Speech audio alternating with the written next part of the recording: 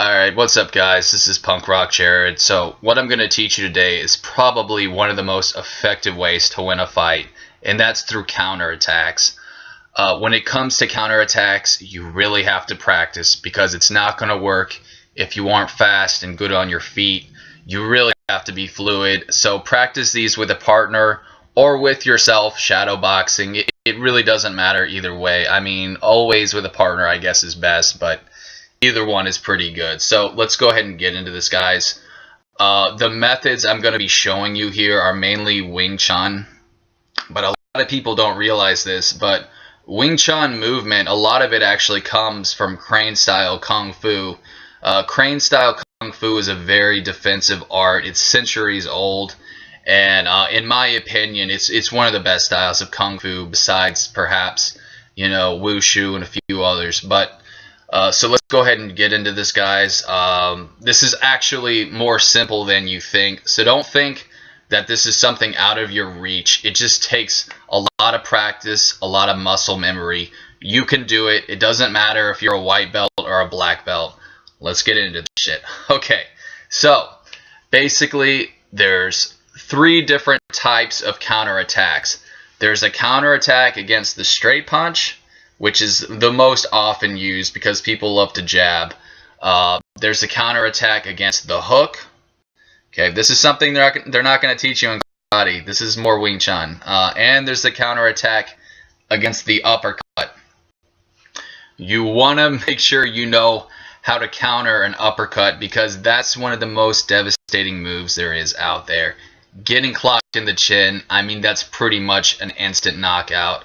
The jaw, that's never a good thing either. But anyways, let's go ahead and get into this. So with a straight punch, it's extremely simple.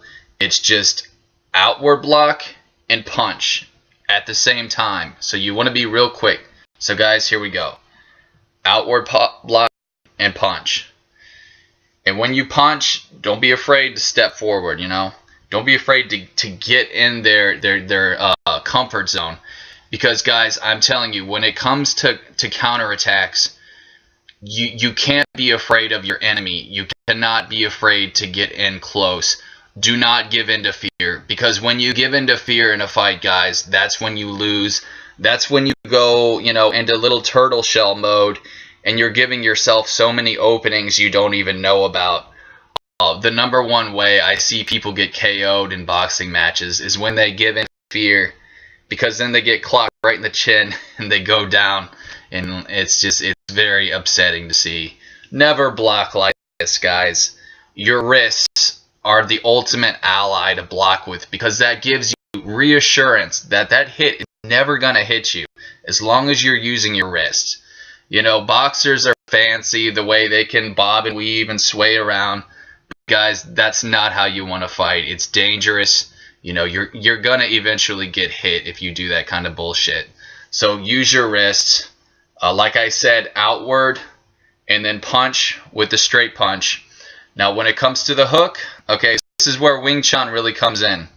I don't know technical names because I just don't bother learning them, quite honestly, but it's basically like an outward block, but it's going to be a little bit more extended, and you want to have your hand out like that. So like that on their hook. You want to go inside of their hook punch. And it's just like the straight punch. You punch while you do it. So again, that kind of block and punch at the same time. That's all there is to it, guys. With the uppercut, it's just you're using opposite movement to counteract their attack. That's all it is, so that they don't gain momentum. So with the upward attack, you use a downward motion. See what I'm saying? So with that uppercut, all you do is it's kind of like a circle and then down. It's just a circle and down, or you can chop it down like that. But just circle, okay, down, and punch at the same time. And again, guys, don't be afraid to get in close. You have to get in close to land that punch. So don't be afraid of your enemy. They can't do anything if you're using your wrists. So again, circular down and punch, or chop and punch. Okay, that's all there is to it, guys. That's all there is to it. I pretty much covered everything for the most part, but guys, you got to keep in mind this.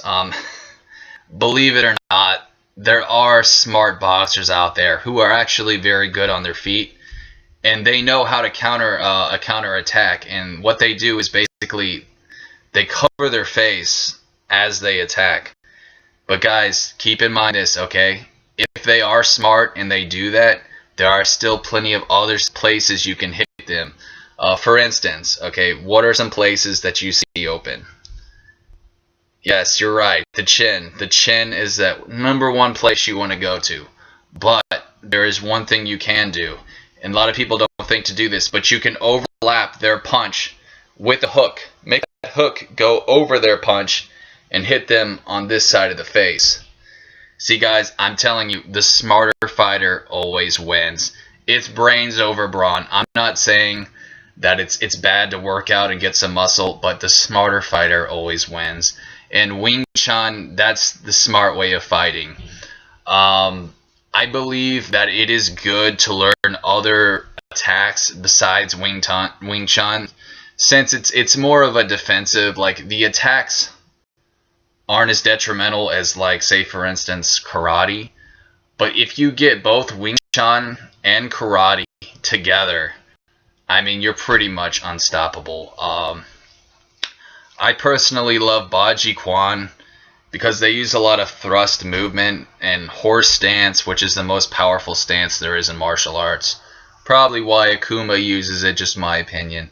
But anyways, guys, I hope this helps. Just remember, guys, don't give in to fear.